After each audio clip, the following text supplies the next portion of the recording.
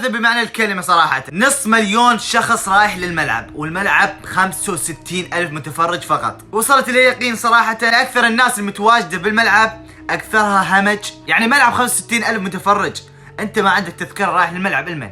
كل اللي حصل بسبب أن كثير ما عندهم تذاكر راح، والسبب الثاني بسبب الاشخاص اللي يزورون التذاكر ويبيعونها. الاكبر على الناس اللي قاعد تطلع الان فيديوهات وهي بالملعب تقول والله ما دخلونا وبسبب التنظيم. اذا تجي للتذكره مالته لو مزوره لو ما عنده تذكره.